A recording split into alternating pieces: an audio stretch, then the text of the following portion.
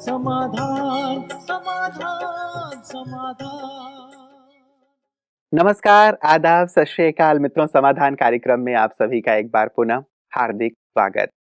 कल चर्चा हो रही थी परमात्मा को, भगवान को अपना साथी बनाने की, और हम सदियों से सुनते आ रहे हैं, जिसका साथी है भगवान उसको क्या रोकेगा आंधी और तूफान। सचमुच जिसका खेवैया परमात्मा बन जाए, उसका जीवन कितना सरल, कितना सहज और कितना आनंददायी हो सकता है। जिस प्रकार घर का मुखिया यदि बहुत शक्तिशाली होता है, तो परिवार के अन्य सदस्य बहुत निश्चिंत होते हैं। वैसे ही यदि हम उन्हें अपने जीवन की नैया दे देते हैं, उन्हें अपना साथी बना लेते हैं, तब तो समस्याएं हमारे जीवन में रहेंगी ही नहीं, और यदि आएंगी भी तो हमें वो खेल की तरह लगेंगी और हम जीवन का संपूर्ण आनंद ले पाएंगे। तो कल सत्संग की बात हो रही थी, संग की बात हो रही थी, और हम यहाँ आके रुके थे कि कैसे उन्हें अपना साथी बनाएं। लता जी से आज हम वहीं से शुरुआत करेंगे कि उनके क्या अनुभव हैं परमात्मा के संग के, खुदा दोस्त के, और साथ ही हम भी कैसे उन्हें सहज रूप से अपने जीवन में दोस्त के रूप में शामिल कर सकते हैं, वो भी जानेंगे। आइए उनका अभिनंदन करते हैं। लता जी, बहुत बहुत स्वागत, अभिनंदन। शुक्रिया। हमारे सभी दर्शक मुझे लगता है इंतजार कर रहे होंगे कल से कि कब लता जी पुनः आए और हमें खुदा दोस्त के सुंदर अनुभव सुनाएं, और ये भी बताएं कि हम कैसे उन्हें अपना दोस्त बनाएं। हमारे वहाँ वो गोरखपुर गीता प्रेस वालों की श्री कृष्ण की चित्रों सहित वो मैगजीन्स आती रहती थी। जी जी। तो संकल्प उठता था कि ये गोप गोपियाँ श्री कृष्ण के साथ, ओह हम नहीं थे क्या, हम भी होते तो कितना अच्छा होता। फिर बहुत सुंदर दोस्ती की कहानियां श्री कृष्ण और अर्जुन कि बस श्री कृष्ण को अर्जुन से प्यार हुआ। देखिए, अगर कहानियों पे हम ध्यान दें, श्री कृष्ण को वहीं घर बैठे जब उसने कंस वध कर लिया और सब खेल बिल्कुल नॉर्मल हो गया, तब उसे ख्याल आया कि मेरी बुआ के पुत्र पांचों कष्ट में हैं। उन्हें अपना दूत भेजा और उनका हालचाल पूछा, और सचमुच से पता चल गया कि वो कष्ट में हैं। मिलन हुआ, पहला मिलन श्री कृष्ण का पांचों पांडवों से, और उनको विशेष प्यार रहा अर्जुन के साथ। लगा दोनों की लंबाई, चौड़ाई, रंग, ऊंचाई, विचार, शक्ति सब एक सी है, प्यार हो गया।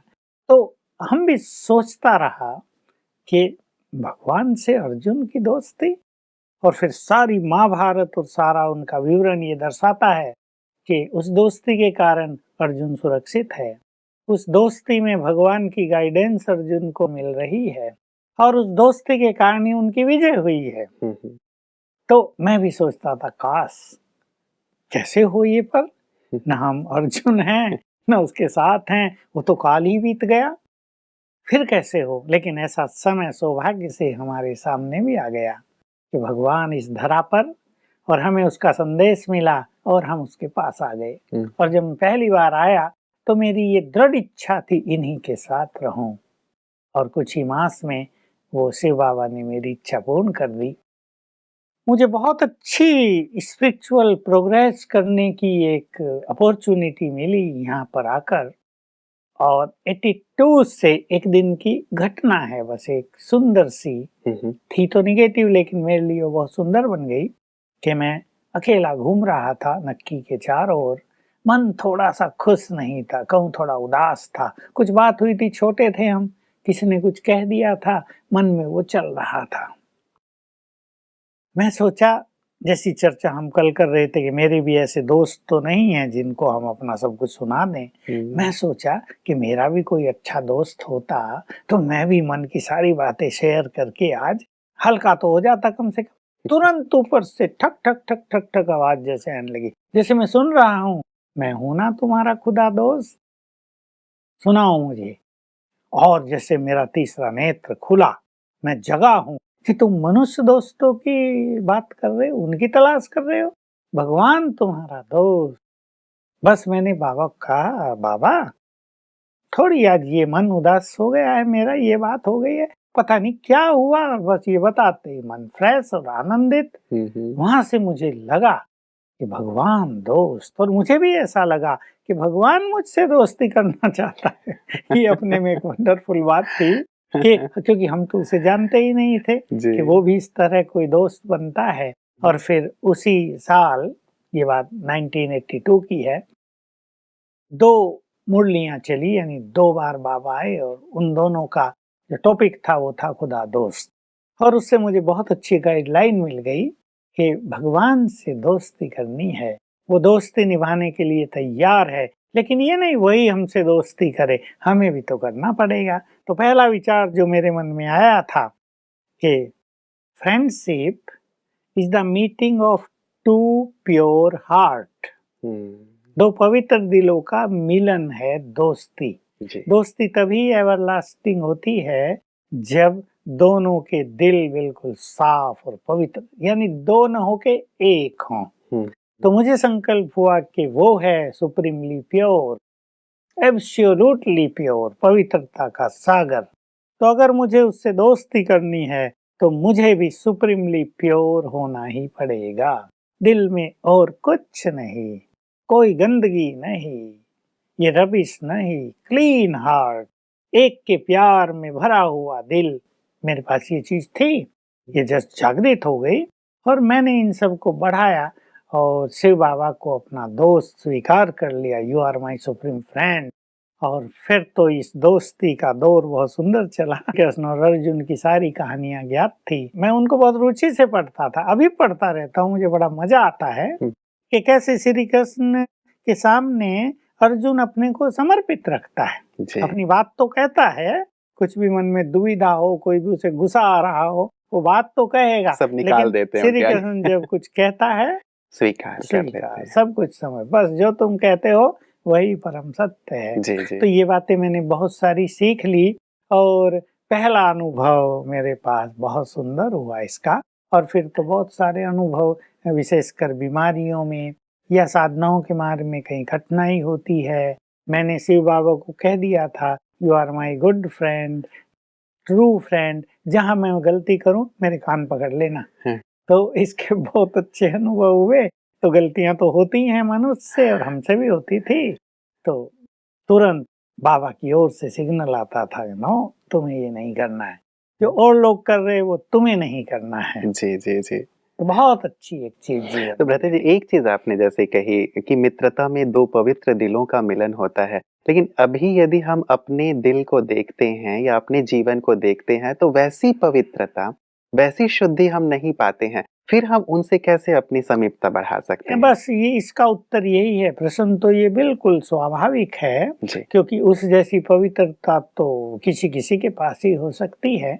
अब उसने पवित्र बनने का हमें मार्ग बताया है, हम उसकी आज्ञा पर चलकर उसके दिल को जीत लें। मुख्य बात ये है, प्योरिटी तो हमारी धीरे धीरे ही बढ़ेगी। जी। वो तो एक साथ बढ़ के परफेक्ट नहीं हो सकती, और ये बात तो सुप्रीम फ्रेंड को भी पता है। लेकिन जो वो हमें कहे, जिस तरह से वो हमें गाइडेंस दे, बस हम उसको फॉलो करते चलें, हम उसके दिल को जीत लेंगे। तो फिर दोस्ती का दौर उसकी ओर से ज्यादा चलेगा, हम तो उसका आनंद लेंगे। जी भ्राता जी, कई जैसे हमारे बहुत क्लोज फ्रेंड होते हैं, कोई एक होता है तो हम उसके साथ सब कुछ शेयर करते हैं, खाते हैं, पीते हैं, बैठते हैं, घूमते हैं, फिरते हैं, सब चीज सुबह से लेकर रात तक हमारी इच्छा रहती है कि मेरा वो दोस्त मेरे साथ साथ रहे। तो क्या ऐसे ही सुबह से लेकर रात तक अपनी हर एक्टिविटी में हम उन्हें भी अनुभव कर सकते हैं, साथ ले सकते हैं, और यदि हाँ तो कैसे? यही बात शिव बाबा ने उन 2 मुरलियों में स्पष्ट की थी। विदेशी भी थे कुछ थोड़े बहुत, कि विदेशी तो दोस्त ही बनाते हैं और दोस्तों को साथ लेकर हाथ में हाथ डालकर गार्डन में घूमते हैं या सागर के किनारे जाते हैं, वहाँ एंजॉय करते हैं। तो तुम भी शिव बाबा जो निराकार है, अब देखिए यहाँ प्रश्न ये भी होता है कि वो है निराकार और दोस्ती कर रहे हैं हम मनुष्य साकार, तो कहीं ना कहीं दोनों को कुछ कुछ चेंजेस चाहिए। तो वो आएगा निराकार अव्यक्त ब्रह्मा के रूप में, और हमें इस साकार को भूलकर हमें भी अव्यक्त फरिश्ते स्वरूप को धारण करना पड़ेगा। इसकी प्रैक्टिस करने की, थोड़ी मेहनत करने की अवश्य आवश्यकता है, ताकि दोनों में समानता हो जाए, दोनों के स्वरूप में भी समानता। बाबा कहा करते थे, एक बहुत मोटा, पति पत्नी की बात, एक बहुत मोटी, दूसरा बहुत लंबा, जोड़ी ठीक नहीं बनेगी, ठीक नहीं बनती। तो शिव बाबा भी निराकार अव्यक्त रूप में आ जाए और हम साकार को भूलकर अव्यक्त स्वरूप धारण कर लें तो दोनों में समानता हो जाएगी। तो इसकी बहुत अच्छी प्रैक्टिस हमने की और जी। फिर यही बाबा ने सिखाया हाँ। कि घूमने जाओ तो खुदा दोस्त का आह्वान कर लो, ब्रह्मा तन में सवार होकर सूक्ष्म रूप से अब मेरे साथ आ जाओ। जी। उसकी उपस्थिति फील करो और उससे बात करते रहो। भोजन करो, आ जाओ, पहले तुम स्वीकार करो, उसको बुला लें और उसको भोजन स्वीकार कराएं और पूछें टेस्टी लगा, अच्छा लगा, या ऐसे ही बस अभोक्ता हो तो बस खुशबू लेके ही छोड़ दिया। आनंद लें उससे। लो, एक तुम खाओ फिर एक मैं खाता हूँ, मैं तुम्हें खिलाता हूँ तुम मुझे खिलाओ। आनंद ले इस तरह खुदा दोस्त के साथ। बाइक पर जाते हैं, अपने दोस्त का आह्वान कर लो, मैं चलाऊंगा, तुम पीछे बैठो, या तुम भी मेरे हाथ में अपने हाथ समा दो और तुम चलाना, तुम तो ऑलमाइटी हो। हमारी यात्रा निर्विघ्न रहेगी, बिल्कुल सेफली हम पहुंच जाएंगे अपने लक्ष्य तक। आ जाओ, बैठा लो उसको। ऑफिस में काम कर रहे कोई कठिनाई आ गई, जैसे हम कठिनाई पर फोन करेंगे किसी को, उसको फोन करो, खुदा दोस्त आ जाओ, जरा ये कठिनाई हो गई, बताओ हल इसका चाहिए, अभी ये उलझ गए हम, यहाँ से हमें निकलना है, जल्दी बताओ, मदद करो। कहीं मुसीबत में फंस गए, मान लो अकेले हो गए, रात है, अंधेरी, गाड़ी खराब हो गई है, अकेले वहां खड़े हैं, खुदा दोस्त को बुलाओ, आ जाओ, कर दो कुछ, वो आप ही मार्ग बना देगा। इस तरह हर कर्म में हम उसका आह्वान कर लें, पर ये दोस्ती गहरी कर दें, उससे इतने घुल मिल जाए कि हर बात उसके साथ, हर राय उससे लेनी है, कहीं समस्या आ गई तो उसको बुलाना है। ये नहीं समस्याओं में मनुष्यों को याद कर रहे हैं और जब किसी से कुछ नहीं हुआ तो उसे याद कर रहे हैं। अरे स्वार्थ वाली याद हो गई और कोई काम नहीं आ रहा है। बीमारियों में मुझे इसके बहुत सुंदर अनुभव हुए, क्योंकि हमारे यहाँ मेडिकल फैसिलिटीज नहीं थी और न कोई डॉक्टर था, न दवाइयाँ होती थी, न इंजेक्शन, और न यज्ञ में इतना पैसा था कि हम कहीं बाहर जाएं, अहमदाबाद जाएं या और कहीं जाएं। तो मैं तो अपने खुदा दोस्त को कहता था और उसके बहुत सुंदर अनुभव मुझे प्राप्त हुए। मैंने पहले भी सुनाए हैं, फिर भी एक सुना देता हूँ। 18 दिन हो गए मुझे बुखार चल रहा था, बाबा आने वाले थे, तो मैं भी थोड़े आधे मन से दूर जाके बैठ गया। हॉल में बहुत लोग थे, मुझे ख्याल नहीं था कि इतने लोग बैठे हैं तो बाबा मुझे भी देखेगा, और मैं दूर भी था। लेकिन अचानक जैसे मेरी चेतना जगी और मैंने जो बाबा की ओर देखा तो देखा बाबा दृष्टि दे रहे हैं, और मैं अलर्ट हुआ और मैंने एकाग्रता के साथ वो दृष्टि ली, क्योंकि मुझे बुखार था तो तन भी ढीला था, फिर भी मुझसे कमरे में रुका नहीं गया, जैसे कोई खींच के ले आया मुझे, और बाबा की दृष्टि मिलने लगी और बस आधा मिनट मिली होगी और बुखार गायब। ऐसे बीमारियों में अनेक तरह के अनुभव।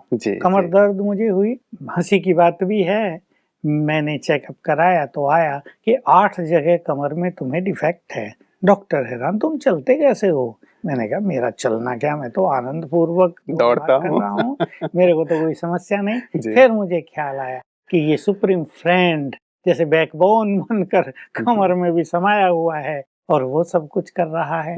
बहुत सारी चीजों में इस तरह सीधी अवेयरनेस। मुझे कहीं क्लास कराना हो, मैं कैसे कैसे यूज करता हूँ, क्लास कराना हो, खुदा दोस्त का आह्वान, आ जाओ। कहीं कहीं तो मैं क्लास कराता हूँ तो हंसी की बात ये कि मुझे ये भी ख्याल नहीं होता कि पहली लाइन क्या बोलनी है, टॉपिक एक दे दिया गया है, मुझे ख्याल ही नहीं कि मुझे कुछ सोच भी लेना है, और जब रिकॉर्ड पूरा हो जाता है, क्लास शुरू होती, तब मैं सोचता हूँ अरे कुछ बोलना तो है, अब क्या कहाँ से शुरू करूँ, तो खुदा दोस्त का तुरंत आह्वान किया, आ जाओ। इट टेक्स 5 सेकेंड, 1 सेकेंड, और फिर बहुत अच्छा हो जाता है। मुझे कुछ लिखना है, मन में उस तरह का फ्लो नहीं आ रहा है, खुदा दोस्त का आह्वान किया और उसी तरह का फ्लो आने लगा। तो बाबा को सचमुच अगर हम अपना मित्र बना लेते हैं तो बहुत ही अच्छे अच्छे अनुभव हमें होते रहते हैं। तो ये बड़े सुंदर अनुभव हैं दादा जी। मुझे प्लीज आपके अनुभवों से आनंद आ रहा है, हमें सुंदर याद आ रहा है। ऐसे तो क्योंकि हम किचन में सेवारत थे, तो एक बार हम लोगों ने सिंधी कढ़ी बनाई। वो जिसको हमने बनाने को दी थी, वो बेसन था मिल से पिसा हुआ, वो थोड़ा चिकना होता है, मैदा जैसा हो जाता है, वो नीचे बैठ गया और वो ऊपर ऊपर चलाता रहा उसको और वो जला दी। जल गई तो काली हो गई, अभी बदबू हो गई उसमें। हमने जब देखा, मुझे बुलाया कि भाई टेस्ट करो, कैसा टेस्ट है इसका। तो देखा तो बदबू एकदम, उसको तो देखा ना सूंघा ना जाए, एकदम लगे। और अच्छा ब्रह्मा भोजन का प्रोग्राम था। जी। अभी हम 5 थे तब किचन में, हम पांचों ने योग अभ्यास किया 15 मिनट। और अपने खुदा दोस्त को कहा कि देखिए आज इज्जत का भी सवाल है, क्योंकि दादियां सब, बड़ी बहनें, बड़े भाई साथ बैठकर 900 भाई बहनों के साथ भोजन ग्रहण करेंगे। जी। बिल्कुल अगर बदबू आती है तो अच्छा नहीं लगेगा किसी को भी। तो आप हमारे इस योग की सुगंध इस कढ़ी में भर दो। हमने अपने खुदा दोस्त को ऐसे कहा जी। और 15 मिनट बहुत अच्छा पावरफुल योग अभ्यास किया वहीं बैठकर। हाँ। और फिर हम तो चले गए, मुझे डर भी लग रहा कि पता नहीं क्या होगा। दादी जी आई और हमारी भोली दादी इंचार्ज होती थी। दादी ने पूछा, दादी कढ़ी ठीक बनी? क्योंकि हम कह के गए थे कि भाई पूछ लेना। दादी ने कहा बहुत अच्छी थी कढ़ी तो। जी। किसी ने नहीं कहा, और जब मैंने खाई तो मुझे वही बदबू थी। मैं प्रभु जी को धन्यवाद दे रहा था कि आपकी सचमुच महिमा का अपरंपार है। अपरंपार है, उस गति को कोई जान नहीं सकता जी, जी। कि कढ़ी में इतनी बदबू है, लेकिन सबके नाक बंद कर दिए तुमने। तो जैसे कई बार शास्त्रों में दिखाते हैं कि अक्षत पात्र वाली बात आती है कि द्रौपदी के पास कुछ है नहीं और उन्होंने कहा कि नहीं नहीं तुम खिलाओ जो जी। ऑलमाइटी है, हम सबके परम पिता हैं, वो उसके पास, ही इज ऑल पावरफुल, जी, सब जी। कुछ उसके पास है। वो चाहे तो सेकंड में सब कुछ बदल सकता बिल्कुल, है। इसीलिए हम भी उनसे दोस्ती करना चाहेंगे भ्राता जी। लेकिन 3-4 चीज़ें जो मेरे अभी ज़ेहन में चल रही हैं, वो मैं ज़रूर पूछना चाहूँगा। पहली बात तो ये, आपने कहा आप कोई तैयारी नहीं करते हैं, मंच पे चले जाते हैं, आपको जो भी भाषण करना होता है, आप खुदा दोस्त को बुला लेते हैं। अब कोई व्यक्ति बिना तैयारी के कहीं जाए और ऐसे ही बुला ले, तो मन में एक दुविधा वाली स्थिति तो रहती है कि भई पता नहीं वो आएगा भी कि नहीं आएगा, कहीं मेरी बेइज्जती ना हो जाए। हाँ, हाँ। मुझे बाबा से पहले ही बहुत सुंदर मनन का वरदान मिल चुका है। जी। वरदाता से मैंने पहले भी अनुभवों में ये बात सुना दी है। मनन चिंतन का एक श्रेष्ठ वरदान मिल गया था ज्ञान से। हाँ। तो मेरे को तो वो वरदान कार्य करता है कि जैसे मैं बैठता हूँ, एक सुंदर फ्लो मन में प्रारंभ हो जाता है। जी। वो एक अलग चीज है। लेकिन एक आम व्यक्ति जो भी साधक है, उसे थोड़ी तैयारी कर लेनी चाहिए और फिर खुदा दोस्त का आह्वान करना चाहिए। तो उसको लगेगा उसके बोल में सुप्रीम पावर आ गई है। जो उसने विचार किया है उसमें और सुंदर विचार जुड़ गए हैं। ऐसे करना तैयारी कर लेते हैं कि मुझे भाषण में इसके बाद ये, इसके बाद ये, इसके बाद ये करना है, या हमने पूरी पीपीटी ही तैयार कर ली है कि फर्स्ट स्लाइड से लेके लास्ट स्लाइड तक हमें ये बोलना है। तो हमने भगवान के लिए तो जगह ही नहीं छोड़ी। यदि वो हमारे थ्रू कुछ कराना चाहते हैं, यदि हमारे थ्रू कुछ बोलना चाहते हैं, तब तो हमने उन्हें कोई मार्जिन ही बिल्कुल नहीं दी। मेरा अनुभव इसमें दूसरा होता है। जी। मान लो मुझे कोई बहुत अच्छा प्रोग्राम देना और मैंने 5 पॉइंट लिख ली उसके लिए, वो मैं 1 मिनट में लिख लेता हूँ, भाई इन पॉइंट्स पे मुझे बोलना है। अगर बाबा को मेरे द्वारा कुछ करना है तो वो पांचों मुझे बोल जाएंगी और फिर वही होगा जो वो चाहता है। फिर मुझे ख्याल आता है कि ये तो सुप्रीम इच्छा थी कि उसको ये बुलवाना था और मैंने ये सोचा था, तो उसने ये कैंसिल कर दिया और ये बुलवा दिया। तो ये स्थिति कैसे है? हम सबकी, मैं समझता हूँ कि हर एक साधक की भी ये इच्छा होगी कि हमारे साथ भी ऐसा हो। देखिए, इसके लिए वही जो कल हम चर्चा कर रहे थे संघ की, जी। कि अगर हमें एक से सब कुछ लेना है और हम अपने माइंड में, अपने ब्रेन में पूरी तरह से कन्विंस हैं कि उससे दोस्ती करने के बाद और किसी की दोस्ती की जरूरत नहीं है। एक ये है कि दोस्त तो चाहिए भाई, हमें उससे भी दोस्ती हो और औरों से भी हो। नीचे वाले नीचे काम आएंगे, ऊपर वाला ऊपर काम आएगा। लेकिन एक हमने अपने को कन्विंस कर दिया कि नो, ही इज एवरीथिंग, बस उसकी दोस्ती हो गई, फिर हमें किसी की जरूरत नहीं। इसमें हम सुनने के लिए भी तैयार, लोग कमेंट्स करेंगे, लोग हमें अकेला छोड़ देंगे, लोग मदद नहीं करेंगे कि ले लो अपने बाबा से मदद, हम तो नहीं तुम्हें खाना पहुंचाते हैं, करो तुम मुझसे ही। अनेक तरह की बातें भी हमारे सामने आएंगी। शास्त्रों में भी हैं ऐसी कहानियां। परीक्षाएं होती हैं, लेकिन परीक्षाओं में हम दृढ़ रहें, अपने उस अटल निश्चय से जरा भी डगमगाएं नहीं और फिर बहुत अच्छा योग अभ्यास करें। अपनी धारणाओं पर पूरा ध्यान दें, यानी पूरा समर्पित कर दें अपने को, अपनी इच्छाओं को समर्पित, अपने संकल्पों को समर्पित, अपनी बुद्धि के अहम को समर्पित, अपनी सब फीलिंग्स को समर्पित, एक ही एक। लता जी, हम एक सामाजिक प्राणी हैं, जैसे हम पहले भी चर्चा कर रहे थे। यहाँ भी लोगों के साथ हमें मिलना-जुलना तो पड़ता ही है और हम ये भी कहते हैं कि हमें उनका भी तो भला करना है, उनका भी तो कल्याण करना है। मुझे अकेले ही तो मुक्ति प्राप्त नहीं करनी है, उन सबको भी तो मुक्ति की राह दिखानी है। तो ऐसे में उनसे कट ऑफ हो जाना, ये भी क्या उचित लगता है? बिल्कुल ये कट ऑफ होने की बात नहीं है। यद्यपि प्रतीत ऐसा होता है कि हम बिल्कुल अलग हो गए, लेकिन इसमें शिव बाबा ने हमें न्यारा और प्यारा, loving and detach, loveful and loveful, इन सब का एक सुंदर बैलेंस सिखाया है कि हम सबसे मिलते हुए, अपने कर्तव्यों को पूर्ण करते हुए, उन्हें प्यार देते हुए, जब चाहें सेकंड में डिटैच होकर ऊपर जुट जाएं। तो ये स्थिति बहुत अच्छे अभ्यास के बाद ही प्राप्त होती है। इसमें हमें बहुत अच्छी साधनाएं करनी पड़ेंगी, तब हम यहाँ नीचे वालों से भी अच्छा तरह निभा सकेंगे और सुप्रीम से भी अपनी दोस्ती परफेक्टली जोड़ कर रख सकेंगे। बिल्कुल, मतलब दोनों का एक प्रकार से बैलेंस हो जाएगा। यदि हम उनसे जुड़ जाते हैं तो यहाँ पे भी हम अपनी अच्छी सेवाएँ या अच्छा जो व्यवहार है वो लोगों को दे पाएँगे। 2-3 चीज़ें और विशेष हैं भ्राता जी, लेकिन एक ही विशेष चीज़ मैं जानना चाहूँगा, कल के लिए भी हम कुछ छोड़ेंगे। आपने कहा कि परमात्मा का आह्वान भी कर लें और कभी आपने कहा कि आप फ़ोन भी कर लें। तो हम अपने दर्शकों के लिए उनका फ़ोन नंबर जानना चाहेंगे। देखिए, उनके पास ये मोबाइल तो चलेगा नहीं लेकिन हँसी में हम कह देते हैं उनका नंबर 0 है, क्योंकि वो स्वयं ही पॉइंट ऑफ एनर्जी है, 0 है, बिंदु है। जी। बस उससे अपनी बुद्धि का ध्यान एकाग्र करें और उसका आह्वान कर लें बहुत प्यार से। और ये सत्य है कि यदि हम उससे बहुत प्यार करते हैं, यदि वो हमारा है और हम उसके हैं, इस फीलिंग्स में हम ओत-प्रोत हैं, समा गए हैं, तो हमारे बुलाते वो दौड़ा चला आएगा। बिल्कुल विकट परिस्थिति आ जाए तब विशेष कैसे बुलाया जाए, एक बात ये जो मेरे ज़हन में अभी आ रही है।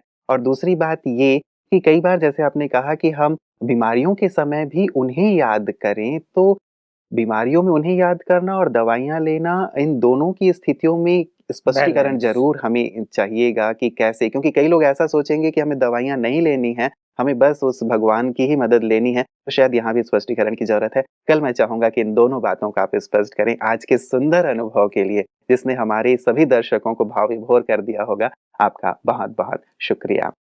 मित्रों, वास्तव में अनुभूतियाँ कितनी गहन होती हैं ना, और यदि भगवान के साथ जुड़ जाते हैं, उनके साथ का अनुभव करने लगते हैं, तब तो चेहरा खिल जाता है, जीवन खिल जाता है, जीवन बदल जाता है। और जैसे शुरुआत भी मैंने की थी कि जिसका साथी है भगवान, उसको क्या रोकेगा आंधी और तूफान। तो सचमुच जीवन में कितनी सरलता, कितनी सहजता आ जाती है। आप देखते होंगे, भ्राता जी के चेहरे को देखते होंगे या पीस ऑफ माइंड चैनल में जितने भी वरिष्ठ राजयोगी भाई-बहनें आते हैं, कितनी सरलता से, कितनी सहजता से आध्यात्मिक गूढ़ बातों को हमारे सामने रख देते हैं, तो ऐसा लगता है कि अरे ये इतनी सहज हैं क्या? और जब इनके जीवन में है, हमारे जीवन में क्यों नहीं आ सकता? हम सबका भी परमात्मा पे अधिकार है, परमात्मा के ज्ञान पे अधिकार है, उनकी शक्तियों पे अधिकार है। क्यों ना हम भी एक कदम परमात्मा की ओर बढ़ाएँ, उनसे मित्रता कर लें और अपने जीवन को खुशहाल बना लें।